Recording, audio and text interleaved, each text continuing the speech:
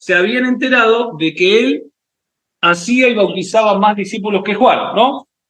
Las distintas versiones dicen Jesús estaba haciendo y bautizando, ¿qué? Discípulos. Y quiero detenerme en esto. Quiero detenerme en esto porque no es un versículo así como para pasarlo en alto, porque en realidad lo que Jesús vino a establecer y hacer es discípulos. Jesús vino a ser discípulos. Por eso quiero detenerme en esto porque a veces uno piensa de que el discípulo es para determinadas personas y todos somos llamados a ser discípulos. Todos somos llamados a ser discípulos. Y es lo que Jesús vino a hacer. Vino a ser discípulos, como dice ese primer versículo, ¿no? Y quiero hacer un paréntesis acá y detenerme antes de continuar en todo lo de la mujer samaritana, porque hay características que tienen que surgir de una forma natural en todo discípulo de Cristo. Hay muchas características, pero quiero tocar 10 características rápido, 10 características que tienen que surgir de forma natural, forma natural, en toda persona que es discípulo de Cristo, ¿no?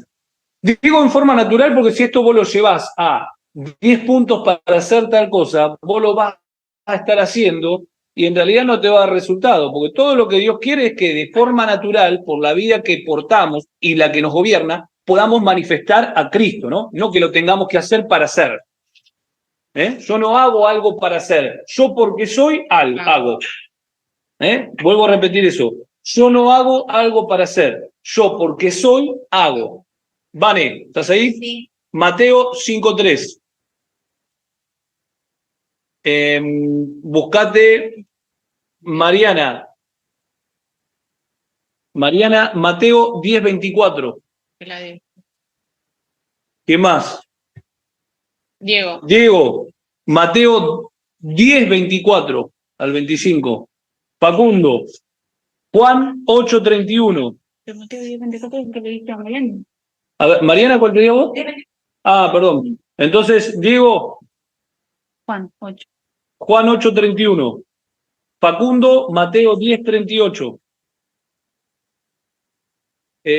Gladys, Mateo 5:44. José, Luciano, levanta la mano. Mateo 5:37. José, Mateo 5:37. Luciano, Mateo 20:26. ¿Quién más? Gise. Gise, Mateo 24:13. Y me falta uno. Agustina, Mateo 6:10. Esto está bueno como para tener un termómetro, no para ir a buscarlo, sino para tener un termómetro de cómo vamos funcionando de una manera práctica, ¿no? Con respecto a estas características que tienen que ir funcionando de manera natural en todo discípulo que está avanzando en esto. El primer punto es amor por Dios y por los demás. Primer punto y troncal, ¿no? Que eso lo tenemos en Mateo 22:37. ¿Quién lo lee fuerte? Jesús le dijo: amarás a tu Señor, tu Dios, con todo tu corazón y con toda tu alma y con todo tu mente. ¿Y el versículo que sigue? 38. Sí. Este es el primero y grande mandamiento. ¿Y el segundo? Y el segundo es semejante: amarás a tu prójimo como a ti mismo. Exactamente. Bueno, esos son los dos primeros mandamientos, ya lo conocemos todos. Ahora, esos dos tienen que fluir de nosotros. Es fundamental la diferencia por ahí pequeña que hay, pero radical, entre querer hacer algo porque Dios te lo pide a hacer algo porque Dios gobierna en tu vida y te va inclinando a hacer eso, ¿no? Este es el primer mandamiento. Ahora, yo no puedo obligarme a amar al prójimo, pero sí voy a amar al prójimo cuando yo estoy enfocado en el lugar correcto, ¿no? Ese es el primero. Bueno, todo esto se pueden desarrollar muchísimo. No es la idea de hoy, simplemente tirar como disparadores y después, si ustedes quieren, lo siguen desarrollando. Punto número 2, humildad y reconocimiento de la necesidad de Dios. Escuchen esto que es clave. Humildad y reconocimiento de la necesidad de Dios. Mateo 5.3. ¿Quién lo lee? ¿Quién lo tenía? Mateo 5.3. Creo que se lo dije a Vanessa. 5.3. Mateo 5.3. A Vane. 5.3.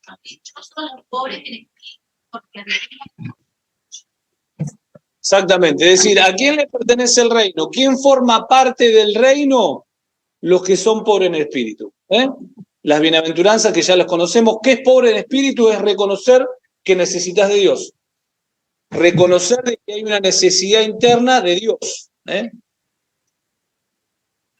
Punto número 3. Es importante entender esto, ¿no? Dentro de los pobres de espíritu, éramos todos.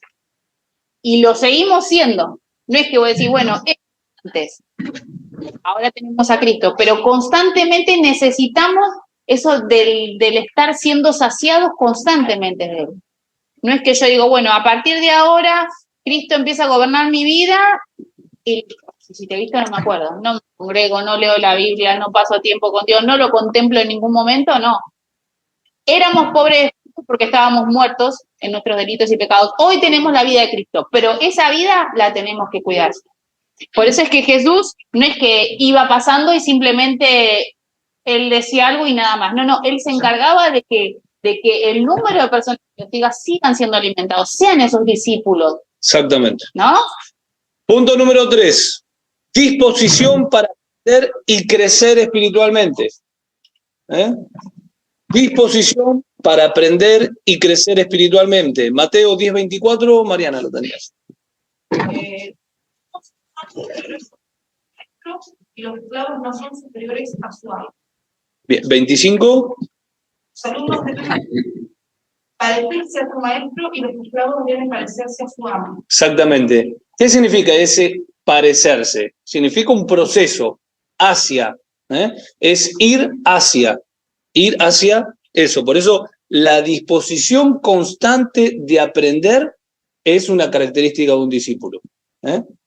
Esto es fundamental, estas características, ¿por qué? Porque ahí es donde tengo que decir, bueno, esto no lo estoy teniendo. Ahí se las dicto si quieren de vuelta. ¿Tengo para el versículo? No, está bien ahí. Dijimos, punto número 1, primera característica, amor por Dios y por los demás, para los que están anotando. Segunda característica, humildad y reconocimiento de la necesidad de Dios. Tercera característica, disposición para aprender y crecer. Y en esto a veces entramos en algo de decir, bueno, sí, yo aprendo, pero no quiero que nadie me enseñe. Yo aprendo solo de Dios, ¿no? Yo me encierro solo en mi habitación y la realidad es que si vos no tenés nadie que te enseñe, Dios se va a encargar de que estés solo y que aprendas. Hay personas que no han tenido la posibilidad y Dios ha sido el maestro de ellos. Y los ha mentoreado y les ha enseñado. Ahí, no sé, mismo Cash Luna lo enseña. Él no tenía nadie, se metió en su habitación. Muchas personas tienen testimonios de haber solo aprendido de Dios. Pero la realidad es que si Dios puso un maestro y vos no te sujetás, vos no te predisponés a aprender por el vaso que Dios está utilizando, se llama rebeldía. Porque vos decís, no, yo quiero aprender solo. No, pero Dios en el cuerpo puso a alguien. Si Dios no puso a nadie, no hay ningún problema porque Dios se va a abastecer de que vos no te quedes sin alimento. Pero si Dios puso a alguien, Dios no va a abastecerte a vos. Porque si vos no querés ir a... ¿Te puso quién? Exactamente. El tema es ese. Una cosa es estar en el desierto y otra cosa es estar acá. Estamos acá, ¿se acepta en el cuerpo? Sí. ¿A dónde te congregas? ¿En el centro cristiano? Ay, ¿cuántas veces va? No, yo pertenezco allá nada más, pero no sé ni qué día se reúnen. Es esto de, yo digo, no, pero entonces no vas a crecer. ¿Por qué? Porque vos decís que tenés un cuerpo, pero no aceptás ese cuerpo. ¿Por qué? Porque no estás unido, porque no tenés coinonía, no tenés comunión, no te gusta ir y exponerte a la palabra, no, porque el pastor habla, no me gusta cómo habla, o no me gusta cómo canta, no sé. ¿No? Entonces, ¿perteneces a ese cuerpo o no perteneces a ese cuerpo, no? Y ese pertenecer al cuerpo lo vamos a evidenciar con esto, del poder ser expuesto a la palabra, de poder querer escuchar lo que Dios nos habla a través del pastor o de la música o de las enseñanzas, ¿no? Que constantemente se están brindando en esta casa, por ejemplo, ¿no? Exacto. Pongo este ejemplo de esta casa para no hablar de nadie, ¿no? Y nadie se sienta Exactamente. afectado, pero es importante entender esto, ¿no? Decir, sí, yo tengo un cuerpo, pero no aceptarlo, no congregar, no querer ser parte. Bien, característica número 4, compromiso con la enseñanza y el ejemplo de Jesús. Está relacionada, ¿no? Pero es un compromiso interno, compromiso con la enseñanza y el ejemplo de Jesús. ¿Quién tenía Juan 8:31?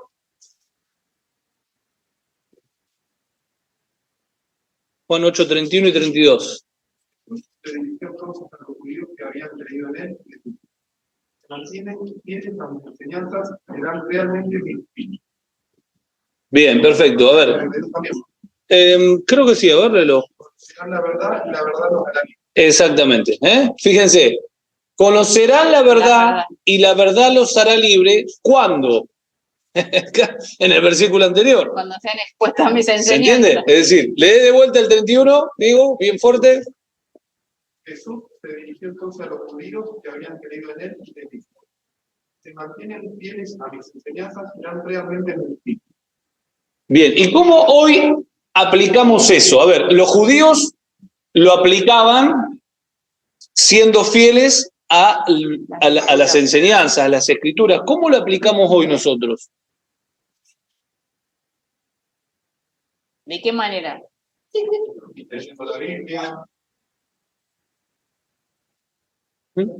¿Cómo? Orando. Orando. A ver, ¿Eh? claro, Acá. vamos a la práctica, las 24 horas, porque la idea es obedecer a Dios todo el tiempo, ¿no? Claro, porque tratemos de todo esto, aplicarlo. Jesús le estaba hablando en ese contexto, ¿no? Que le dice, bueno, conocerán la verdad y la verdad les hará libre cuando ustedes se mantengan fieles a mis enseñanzas. Es decir, cuando ustedes pongan en obra lo que les voy enseñando, cuando ustedes me puedan llegar a obedecer. Hoy en día, el obedecer a Dios es obedecer al Espíritu que tenemos en nosotros. El estar atentos a esa voz, el estar centrados y enfocados en lo que Dios me quiere hablar todo el tiempo. No solamente las 2 horas cuando estoy acá o cuando estoy orando, ¿no? Todo el tiempo enfocado con ese corazón presto a poder recibir lo que Dios me quiere hablar y, lógicamente, siendo un conocedor de la palabra. Porque, a ver, Dios, lo que vos vas conociendo de la palabra, te lo va a ir utilizando para guiarte. Pero Dios no te va a decir, bueno, ya está, con los 3 versículos de sabés yo te voy a guiar toda la vida. No, yo te voy a ir guiando en la medida que vos vas aprendiendo, en la medida que vos vas generando ese proceso en vos. Entonces va a ir utilizando los recursos que están en vos para poder guiarte. Pero a veces no tiene recursos si no conocemos la palabra. Por eso es tan importante conocerla, ¿no? Pero igual eso que decía Carlitos, esto de venir y compartir, esto que decía, ¿no? De orar, de la forma parte de conocer, de ir forma conociendo. parte de esto del conocer y forma parte de evidenciar de que ese Cristo está creciendo en mí. Exactamente. Porque yo ya empiezo a hacer cosas que antes no hacía, ¿no? Esto del venir y congregarme y querer venir y congregarme y querer aprender de su palabra, me ayuda a poder crecer, ¿sí?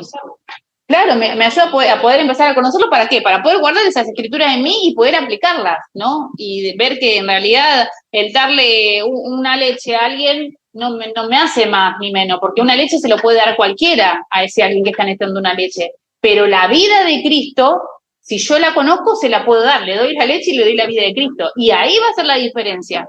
Y ahí cuando vamos a evidenciar si realmente estamos guardando esas enseñanzas que aprendemos para poder brindarlas, ¿no? Entendiendo de que siempre hablamos de esto, ¿no? Porque Jesús mismo le dice, si guardan mis enseñanzas van a conocer esa verdad. ¿Por qué? Porque se va a empezar a abrir nuestros ojos, se va a empezar a abrir nuestro panorama de una manera increíble, porque ahora vamos a ver las cosas desde otro lugar. Exactamente. Todos somos llamados a conocer cada vez más. Sí. Todos somos llamados. Eso lo tenemos que tener, porque a veces uno dice, no es para mí. No es que es para todos. Imagínense una persona que crece, si llegó a los 6 años de su cuerpo, y decir, no, yo hasta acá alcancé. Yo con esto me alcanza, ¿no? Imagínate que quede una persona con un cuerpo de 6 años. No, a ver, todos somos llamados a crecer. A veces nosotros nos autoengañamos pensando decir, ¿por qué? Porque el crecimiento requiere un esfuerzo nuestro, requiere un compromiso, requiere un ponerse, requiere una disciplina, Pero todos somos llamados a conocer porque en la medida que vamos conociendo, Dios va pudiendo manifestarse a través nuestro. Y nosotros vamos pudiendo cumplir esto, de ser fieles a lo que Él necesita. Punto número 5. Voluntad para tomar la cruz y seguir a Jesús. 10:38. 10:38. Y el que toma su cruz y me sigue, no, perdón, el que no toma su cruz y me sigue no es digno de mí. El que se aferre a su propia vida la perderá. Y el que renuncie a su propia vida por mi causa la encontrará. Bien, perfecto. Bueno, ahí tenemos nuevamente algo totalmente radical, que a veces uno pensaba de que, bueno, se lo estará hablando a una clase de personas. A veces cuando nosotros hay versículos que no nos gustaban, ya pensamos como que estaba dirigido. No, está hablando, lee solamente el 38. Y el que no toma su cruz y me sigue no es digno de mí. Exactamente. No es digno de mí, ¿qué significa? Significa como que una persona que no es digna de mí es como que no vas a contar conmigo.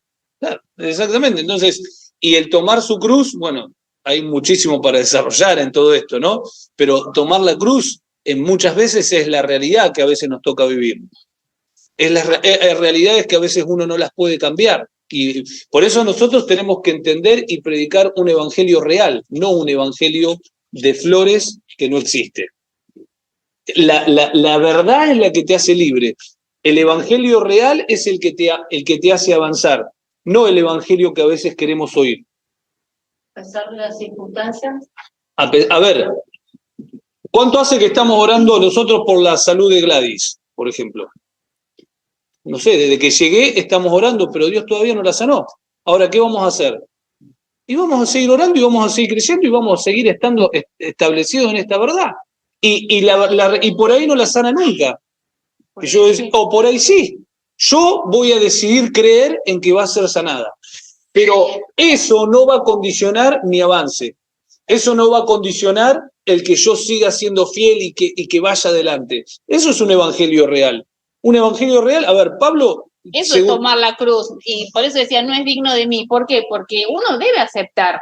Somos seres humanos y vamos a tener limitaciones, pero esas limitaciones no impiden que el poder de Dios esté en mí y obre a través de mí.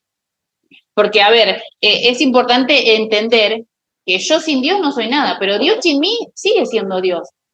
Entonces, si nosotros logramos aceptar las limitaciones que a veces podemos tener como seres humanos, pero no dejar de que eso me condicione para que pueda cooperar con el avance del Evangelio, para que pueda cooperar con que los demás conozcan a Cristo, de eso se trata el Evangelio. Porque a ver, condicionados por nuestro físico, por nuestro cuerpo, por nuestra, no sé, por nuestra inteligencia, por nuestra manera de hablar, por nuestra manera de conducir, siempre vamos a tener limitaciones. Pero ahora, eso no tiene que ser un impedimento, porque entonces no estás siendo Dios, estás siendo vos mismo.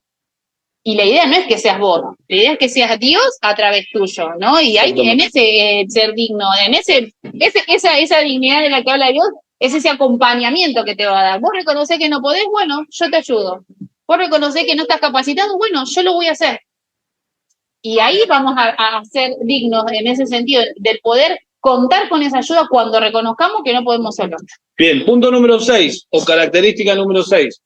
Recuerden, vuelvo a decir, no son características que tenemos que, a través de nuestra vida natural, ir hacia esas. Son características que se tienen que reflejar de manera natural en un discípulo. Si no se reflejan en mí, lo que tengo que hacer es no ir hacia la acción, sino ir hacia la fuente, hacia Cristo, para que Él me gobierne y eso se pueda reproducir.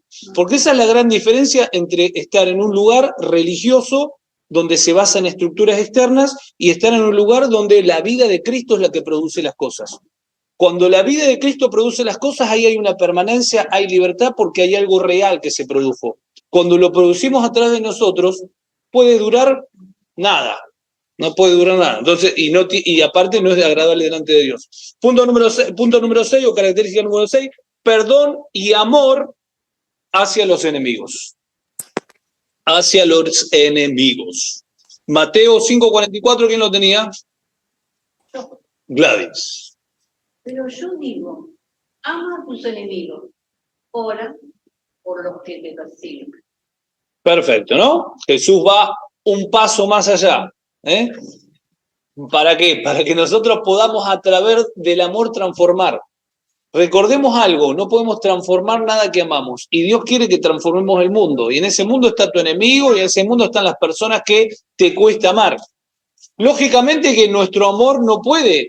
Imagínense si lo queremos hacer con nuestra fuerza. Es imposible. Nos cuesta a veces amar al que nos ama. ¿Cómo vamos a amar al que no nos ama? Bueno, pero a través de nuestra fuerza no te está pidiendo Dios que lo haga. Te está pidiendo que lo hagas a través de su espíritu, a través de su esencia, de su naturaleza, no de la nuestra. Recuerden, si tienen preguntas o aportes, levanten la mano y vamos hablando. Punto número 7. Honestidad e integridad en palabras y acciones. Honestidad e integridad en palabras y acciones. ¿Quién tenía Mateo 5:37? Yo. José. Cuando ustedes digan sí, que sea realmente sí. Cuando digan no, sea no. Cualquier cosa de más proviene del maligno. Qué tajante esto. Fíjense, cualquier cosa de más no proviene ni siquiera de tu carne, proviene del maligno que te está influenciando y que te está haciendo...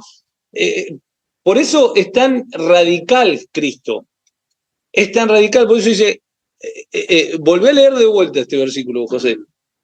Cuando ustedes digan sí, que sea realmente sí. Y cuando digan no, que sea realmente, que sea no. Cualquier cosa de más proviene del maligno. ¿Saben que una de las cosas que nos pasa como hijos, como ser humano, tenemos complacencia? Que la complacencia también es un pecado. ¿Complacencia qué es? Y no quiero que se sienta mal. Te sentís acorralado y ¿qué le voy a decir que no?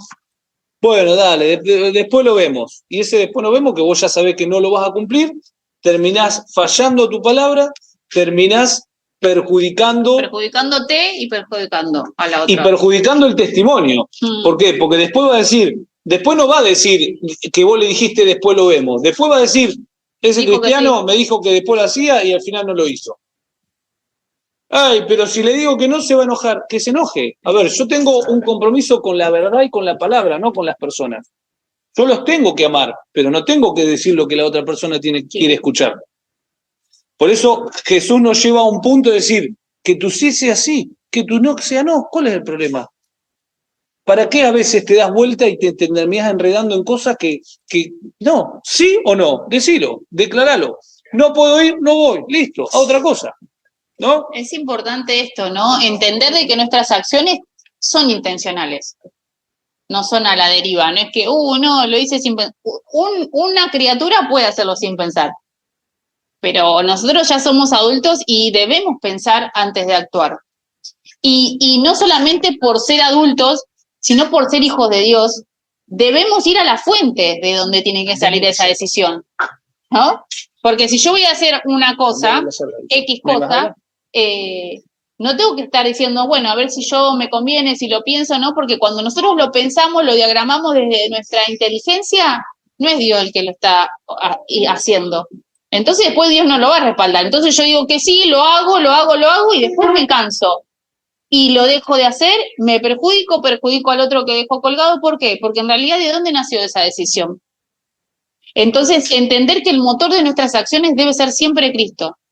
Y entonces cuando yo diga ese sí o diga ese no, va a permanecer. Porque no fue engendrado desde mi pensamiento, sino desde la mente de Cristo que empieza a gobernar. Por eso la palabra de Dios dice, a ver, ¿ustedes qué quieren? ¿Agradar a los hombres o quieren agradar a Dios? Si ustedes buscan y su objetivo es agradar a los hombres, no son aptos para el reino, no pueden llegar a ser mis discípulos, porque el objetivo nuestro tiene que ser agradar a Dios y a veces eso nos lleva a no agradar al hombre. Eso nos lleva a ese punto de inflexión. Pero bueno, aquella persona que es espiritual, aunque hoy se enoje, mañana te lo va a terminar agradeciendo. Mismo los hijos.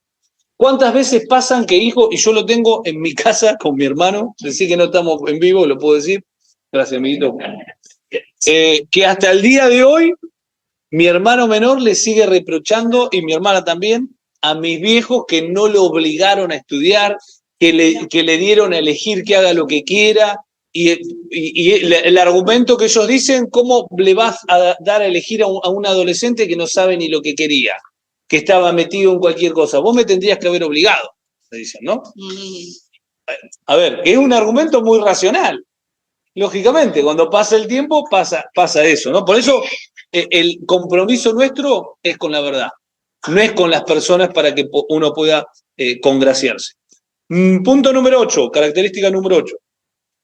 Generosidad y deseo de servir a otros.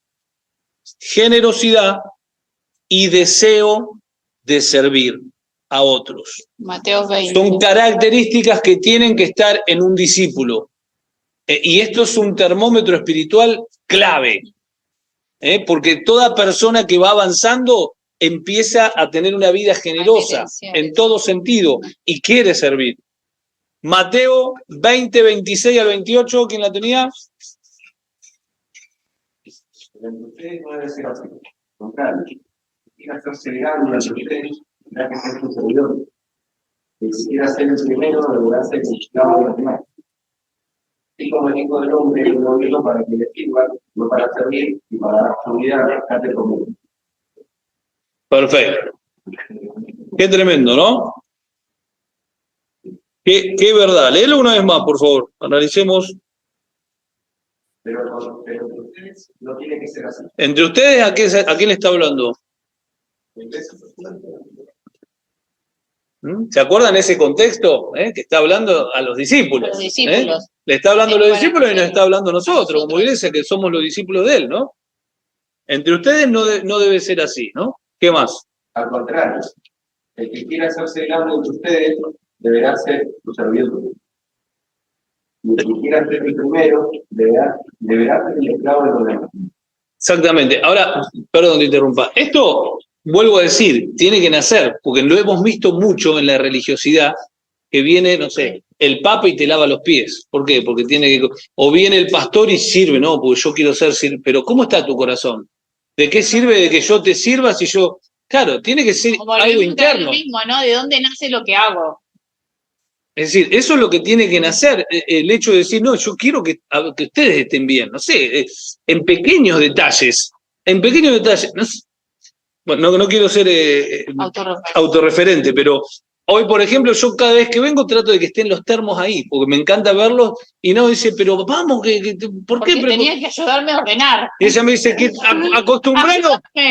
Y ella me dice, acostumbrarlo que traigan ellos el tema. Bueno, pero le pongo un termo en cada mesa, ¿cuál es el problema? Me rompo los dedos. Entonces, pero porque me encanta hacerlo y lo disfruto, estar acá como familia, tomando mate, y no es que me cuesta, lo disfruto realmente, no me cuesta para nada. Entonces creo que en eso donde uno tiene que tratar de permitir que la persona de Cristo se manifieste, y cuando se manifiesta, Él sirve.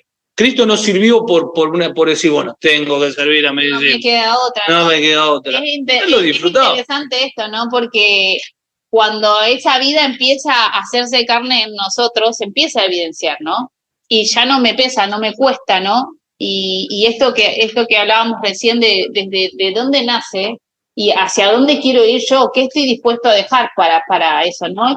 Y ahora cuando leía este versículo, Luciano me recordaba esto, ¿no? Cuando Jesús, no sé quién fue que le dijo, ¿qué tengo que hacer para ser tu seguidor? Algo así, y le dijo, bueno, vended todo lo que tenés, no era el joven rico, era otro, y que le dijo, bueno, espera que tengo que, a mi papá, a mi mamá, tengo que enterrarlos a ellos, después, y cuando Jesús le dice, pero fija que los muertos entierran a los muertos, ¿no? Y que es importante entender esto, que a veces nosotros miramos desde lo natural constantemente, ¿no? Entonces, bueno, y tengo que hacer, y sé que tengo que ir a la congregación porque, no sé, están con el equipo de la limpieza y bueno, tengo que ir porque alguien tiene que estar haciendo la limpieza, no sé. O tengo que ir porque alguien necesita para, no sé, para la proyección, para tocar el piano, lo que sea. Y voy porque tengo que hacer, ¿no? Y tengo... ¿De dónde están haciendo? Desde que, bueno, lo necesitan, o desde que empieza, claro, o desde que empieza a Dios a amonestarme y decir, no, sé que tengo que hacerlo. Y entonces vengo con gozo, y vengo claro, y vengo con ese gozo, con esa alegría de decir, ay, gracias Dios por dejarme participar desde este lugar. ¿no? Así sea acomodando la silla, no sé. Por Y es decir un así, ejemplo, ¿no? bueno, fíjense, lo mismo pasó con la limpieza, ahora se armó un equipo re lindo, donde entre todos limpiamos y cada uno tiene un día distinto en la semana donde limpia, pero eso se gestó entre todos, llegó un momento que dijeron, no, vamos a hacerlo entre todos, estábamos todos reunidos acá, no, vamos, ¿cómo lo van a hacer ustedes? Porque estábamos ahí con Gladys, que una vez lo hacía ella, no, vamos a hacerlo entre todos, nosotros queremos hacerlo, y ahí donde surgió, se armó un equipo donde todos vienen gozosos y son parte, pero no, nadie se le puso un peso para hacerlo. Es la persona la que generosamente quiere ser parte de eso. Y dispone su tiempo, ¿no? Y es importante esto, ¿no? Entender de que esa vida se empieza a expresar en generosidad. Exactamente. Porque a Punto veces número uno- 9. Esto de generosidad en cuanto a lo financiero. Y generosidad no es solamente lo financiero. ¿Es necesario? Sí, es necesario porque hay que pagar todo esto, hay que cobrar. No, pero no es que la generosidad solo se expresa ahí. Se expresa en mi disposición, en cuánto brindo de Cristo, ¿no? Porque para eso fuimos llamados, para brindar a ¿Preguntas Cristo. hasta acá? ¿Alguien quiere hacer un comentario?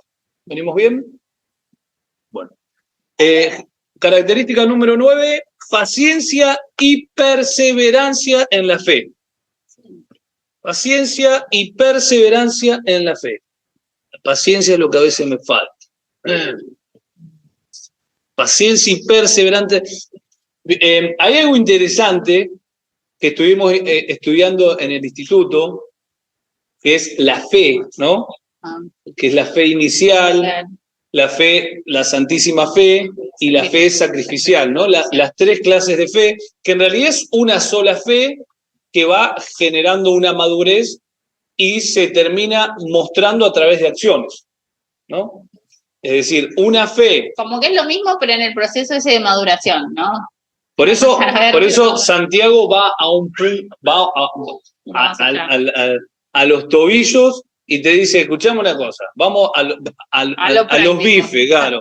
Si vos decís que tenés fe, pero no tenés acción, en realidad esa fe está muerta. Es decir, no es una fe que está viva, ¿no? La fe se demuestra con acciones. Claro. Lógicamente que no está hablando de una fe inicial, de aquella fe que tenemos, en la cual recibimos a Cristo, la cual comenzamos, ¿no? Esa fe está todo perfecto, pero esa fe tiene que ir avanzando a una madurez. Por eso entendemos esta tremenda diferencia, ¿no? Ahora, bueno, ¿quién tenía? Mateo 24:13. Pero Dios salvará. Exactamente. Y acá quiero también hacer una salvedad, ¿no? Porque eso no es un condicionante para la salvación. Hay otras versiones, a ver quién tiene otra versión de ese. 24:13. 13. En Reina Valera Claro, el que persevera hasta el fin será salvo, ¿no? Nueva Biblia Viva, los que se mantengan firmes. ¿Viste? Claro. Y acá donde recordemos que la palabra de Dios se interpreta con la palabra de Dios, lógicamente que habla de una paciencia y una perseverancia, pero en ningún momento habla de que eso es el condicionante para la salvación. Eso creo que lo hemos aprendido ya hace tiempo, de que no es que si no persevero hasta el fin no voy a tener la salvación, ¿no? Por eso... Porque viene hablando de que van a surgir falsos profetas, habrá maldad, muchos, su amor va a enfriarse, ¿no? Y viene hablando de, como decir, distintas circunstancias que pueden llegar a suceder, pero si vos, a pesar de todas las circunstancias, te mantenés firme, parado en Cristo, ¿no? Cimentados en Él, tranquilo, ¿no? Que habla de eso, ¿no? Porque viene hablando de eso, ¿no? Fíjate que va a pasar esto, va a pasar lo todo otro. Mateo 24, sí. Pero yo salvaré a todos mis seguidores que confíen en mí. Exactamente, ¿no? Claro. A ver, entendemos que el que cree en Cristo no se va a alejar nunca, porque ya está grabado en tu corazón. Si vos te alejaste, porque en realidad no creíste, porque no naciste de nuevo, porque vos fuiste convencido a abrazar una religión. Pero cuando vos abrazás una vida, no puedes dejarla, porque te consume, porque es todo para vos. Por eso entendemos que y es fundamental que ustedes también sepan el punto de vista nuestro como pastores. Si ustedes lo piensan de otra manera, no hay ningún problema porque nosotros se lo respetamos, ¿no? Se lo respetamos, pero nosotros creemos de que la salvación no se pierde. Nosotros creemos que cuando vos recibís la salvación y Cristo entra a tu corazón, tu vida cambia completamente. Si vos perdiste algo, porque nunca lo tuviste. Por eso cuando hablamos, por ejemplo, habla la palabra en Filipenses 2:12, que se utiliza un montón, de guardaos la salvación con temor y temblor, como que algo que se tiene que perder. Sí.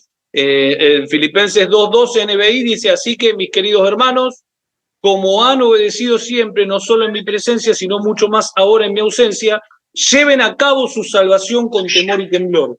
Es decir, ocúpense, hay otras versiones que dice, ocúpense de su salvación. Es decir, lo que han recibido, no lo tengan ahí como nada, no, trabajen en eso, sigan avanzando, sigan creciendo, sigan esforzándose. Te anima a poder avanzar, no es que te anima porque si no lo vas a perder.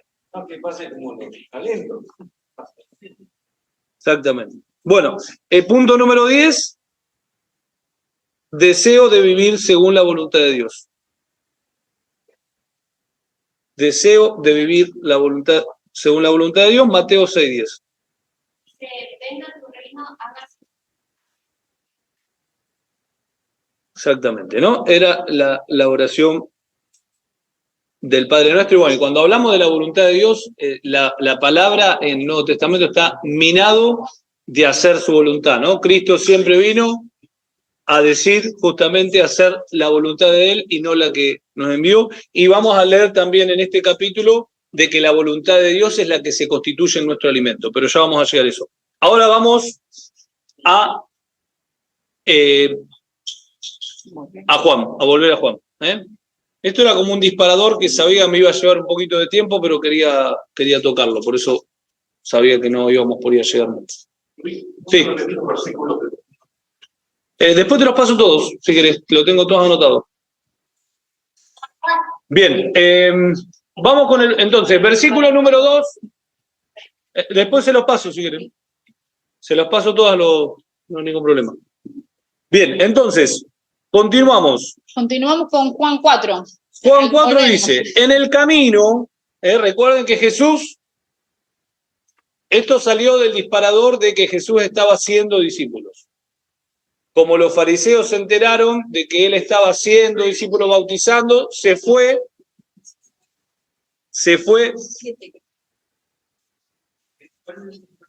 El versículo 4. 4:4.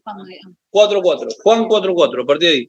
Dice, en el camino, bueno, el versículo 2 dice, aunque no era Jesús mismo quien bautizaba, sino sus discípulos, así que se fue de Judea y volvió a Galilea. Un camino de Judea a Galilea estaba haciendo. Acá, bueno, yo les traje... Eso quería, sí, yo hacer la salvedad del Yo les traje un gráfico, pero no sé si lo van a ver acá. No creo, lo vean a ver, si lo ven acá. A ver si lo alcanzan a ver algo. Bien, miren, acá tienen... ¿Se alcanzan a ver? Esto es Judea y esto es Galilea acá arriba. En realidad los judíos lo que hacían hace una vuelta tremenda. de Judea iban a Perea, pasaban por el río Jordán, y después llegaban a Galilea. ¿Por qué? Porque no pisaban Samaria. Entonces ellos daban toda esta vuelta para poder llegar un montón. ¿Jesús qué hizo? Jesús fue directo y pasó por Sicar, que es donde se encuentra la mujer samaritana, ¿no? Lógicamente que lo hizo adrede, ¿lo entendieron ustedes? A ver acá. Intencionalmente. Entonces, volvamos al relato bíblico. Entendiendo que originariamente ellos daban toda esa vuelta, Jesús le dijo, no, vamos por este camino, y él quería pasar intencionalmente por Samaria, y bueno, cuando él llega a ese lugar, ahí se encuentra... Exactamente. En el camino tenía que pasar por Samaria, como ya esto lo leímos hoy. Entonces llegó a una aldea samaritana llamada Sicar, cerca del campo de Jacob, le dio a José. Allí estaba el pozo de Jacob. Jesús, cansado de la larga caminata, se sentó junto al pozo cerca del mediodía. Poco después llegó una mujer samaritana a sacar agua, y Jesús le dijo, por favor, dame un poco de agua para beber. Él estaba solo en ese momento porque sus discípulos habían ido a comprar algo para comer. La mujer se sorprendió, ya que los judíos rechazan todo trato con los samaritanos. Entonces le dijo, ¿por qué usted que es judío y yo soy samaritano me pide agua para tomar? ¿No? Y hay en realidad 4 salvedades de por qué los judíos no se llevaban con los samaritanos. La primera es las diferencias religiosas. Los samaritanos y los judíos compartían ciertas creencias, pero los samaritanos aceptaban solamente el Pentateuco, no los libros poéticos ni los proféticos, cosa que los judíos sí. Otra es esa rivalidad histórica, ya que tras el exilio generado por Asiria, los asirios trajeron personas de distintos lugares que se juntaron con las mujeres samaritanas y con los hombres y se convirtieron en mestizos, ¿no? No era la cepa, como los judíos que se casaban solamente entre ellos, ¿no? La tercera era los templos rivales. ¿Por qué? Porque los samaritanos construyeron su propio templo en el monte Gerizim, lo que fue visto como un desafío a la legitimidad del templo de Jerusalén, el que hizo Salomón, ¿no? Que era el centro de la oración para los judíos. Por eso después Jesús le dice, no es ni en este templo, ni en el otro, le quita toda la forma y toda la estructura, ¿no? Y el cuarto eran las actitudes culturales y sociales, ¿no? A lo largo del tiempo las diferencias culturales y las tensiones políticas llevaron a una creciente hostilidad. Los judíos del tiempo de Jesús incluso evitaban viajar a través de Samaria, dando la vuelta a esta que les expliqué hoy, ¿no? Las actitudes, perdón. ¿Cómo? Las actitudes. Las actitudes culturales y sociales, el cuarto punto. Entonces, versículo número 10, ¿qué le contestó Jesús?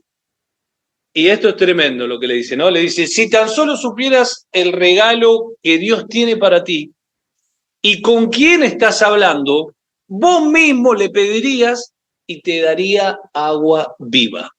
No a esa agua que vos estás tomando, ¿no? Entonces ella le dice, pero Señor... El agua que da vida. Claro. Dice, pero Señor, no tienes ni una soga ni un balde, le dijo ella, ¿no? Pensando en lo natural. En lo natural. Y este pozo es muy profundo, pensando en la dificultad. ¿De dónde vas a sacar esa agua? No sabiendo las provisiones, ¿no? Típica contestación de alguien natural. Además, ¿se cree usted superior a nuestros antepasados Jacob, que nos dio este pozo? ¿Cómo usted puede ofrecer mejor agua que la que disfrutaron él, sus hijos y sus animales? Jesús contestó, cualquiera que beba de esa agua que vos estás tomando, volverá a tener sed. Pero todos los que beban del agua que yo doy, no tendrá sed jamás. El agua se convierte en un manantial que brota con frescura dentro de ellas y les da vida eterna. Y acá donde vemos las dos naturalezas que Cristo le enseña. Sí.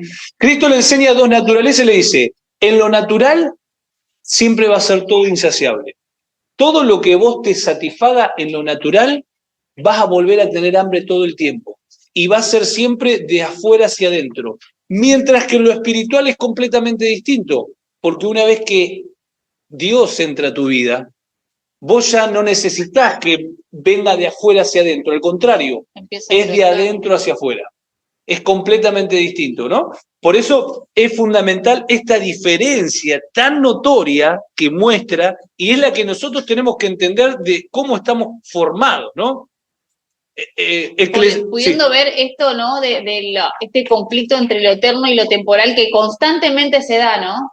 Y digo conflicto porque a veces no logramos ver eso que Dios está hablando, ¿no? Porque Jesús le decía, vas a ver de que vos vas a volver a tener sed, pero del agua que yo tengo te va a dar vida, y no cualquier vida, vida eterna. Y no solamente vas a tener esa agua, sino que va a brotar de vos para poder dar a otros, ¿no? Entender cómo Dios hace todo nuevo en nosotros, porque si nosotros vemos como personas naturales, vemos de que en realidad necesitamos comer un alimento para poder subsistir. En cambio, la vida de Cristo, una vez que empieza en nosotros, nosotros la alimentamos, pero empieza a crecer en nosotros.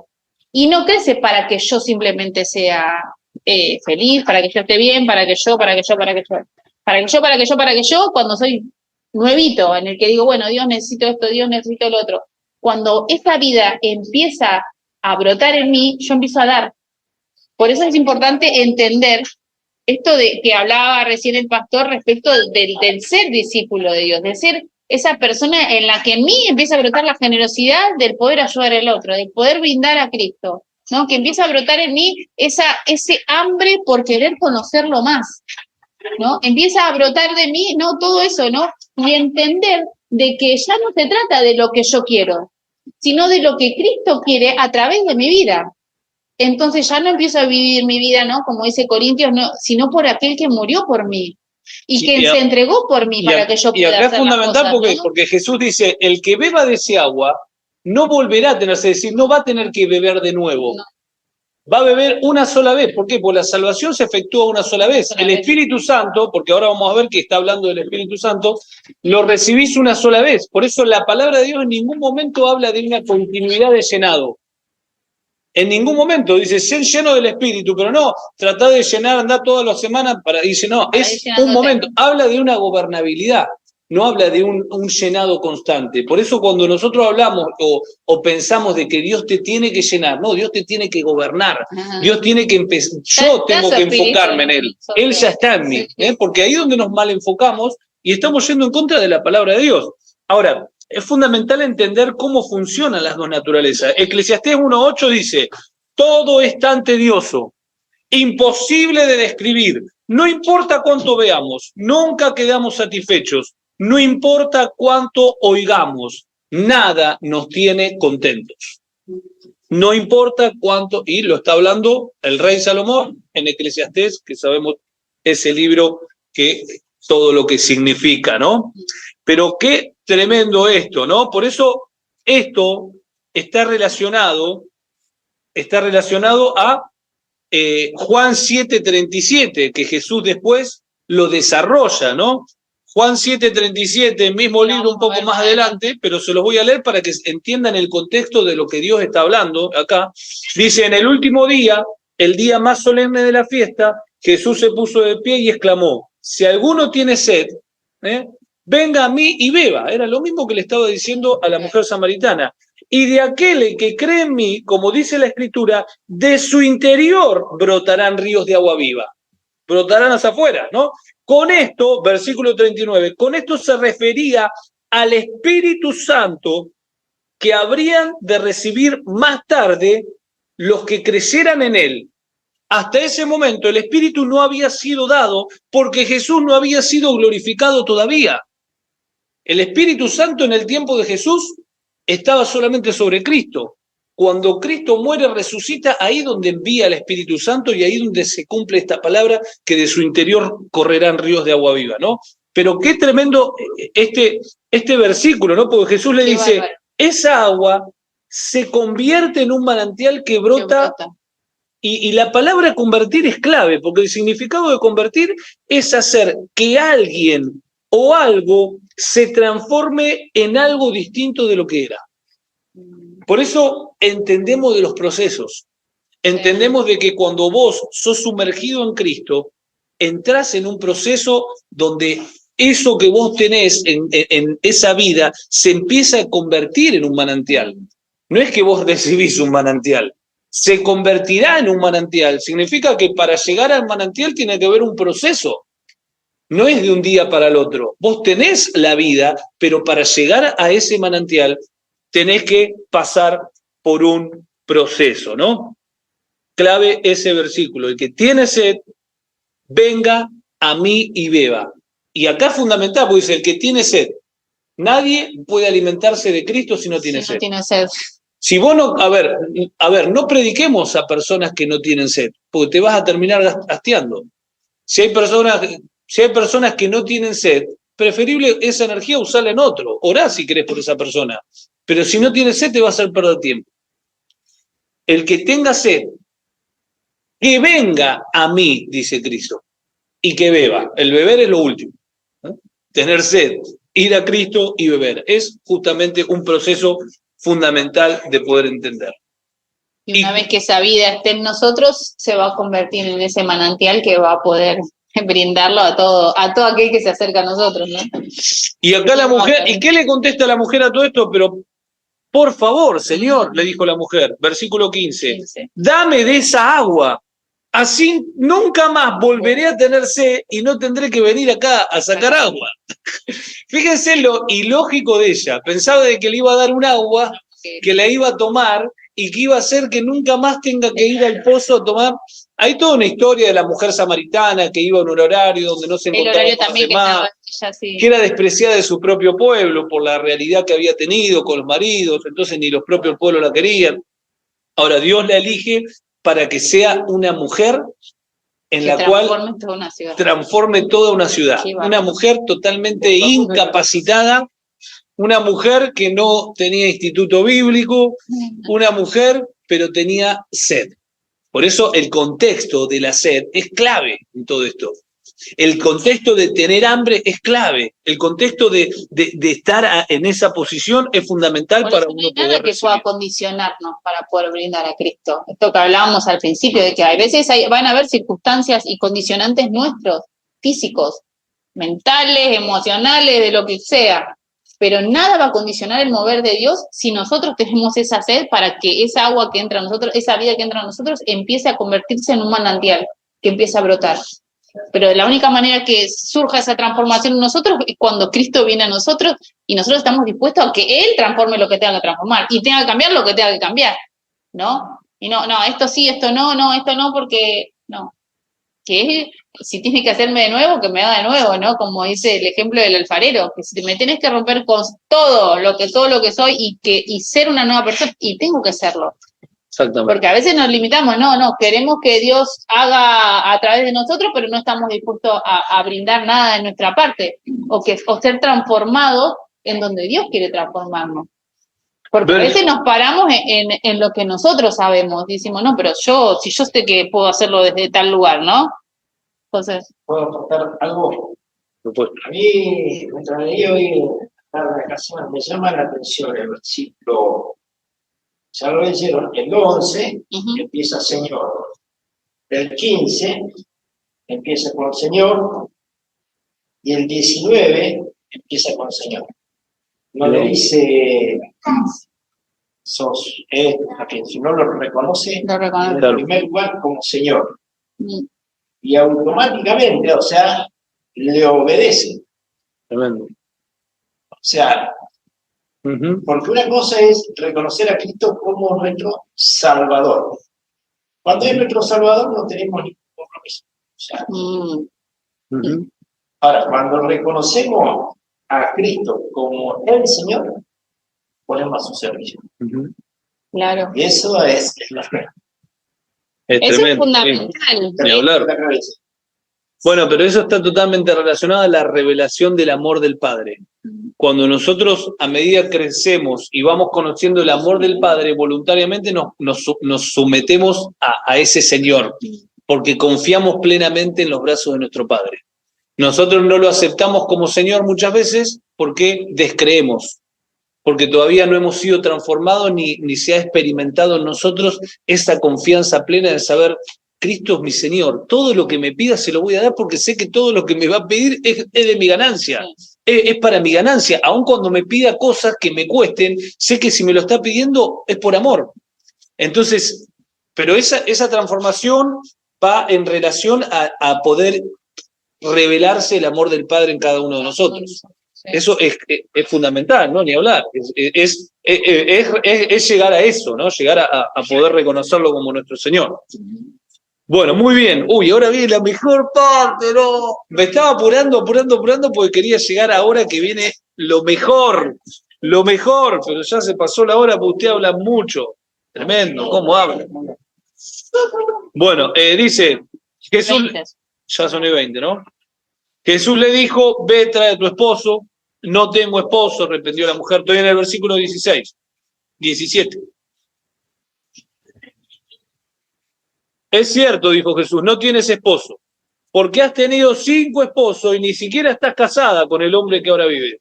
ciertamente dijiste la verdad. Señor, dijo la mujer, seguro que usted es profeta. Así que dígame, ¿por qué ustedes los judíos insisten en que Jerusalén es el único lugar donde se debe adorar? Y acá vemos esa mentalidad religiosa nuevamente de buscar una forma. ¿Por qué? ¿No? ¿Por qué? Y ahí donde están. Ustedes afirmamos que es aquí, en el monte Gerizim, donde adoraron nuestros antepasados. Y Jesús, ¿qué le dice?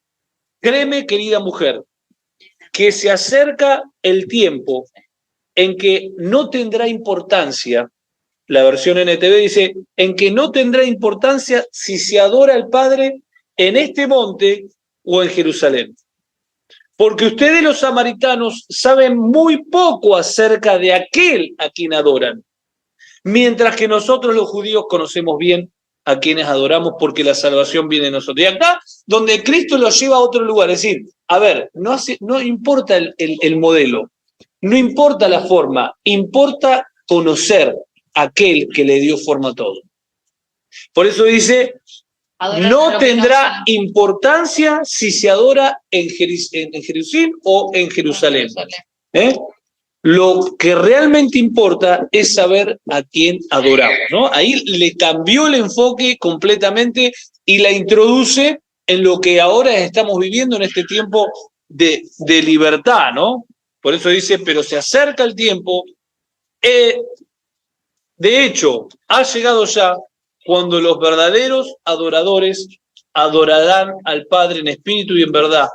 El Padre busca personas que lo adoren de esa manera. Qué Bien. Fundamental todo esto, lo que está hablando, ¿no? Marquen en su Biblia, leímos hasta el versículo 23 del capítulo 4, así... Exactamente. La semana que viene Igual vamos a dar un repasito para que... Sí, la semana que viene vamos a ir desarrollando bien esta palabra adoración que a veces se piensa que es música. No tiene nada que ver con música, ¿no? La palabra adoración viene de proskuneo, una palabra griega que significa humillación, es decir, significa aquella persona que se humilla como si fuera un perro besando a su amo. Esa expresión es la que utiliza el original, ¿no? Y hay un montón para desarrollar en todo esto, pero bueno, lo continuamos la semana que viene.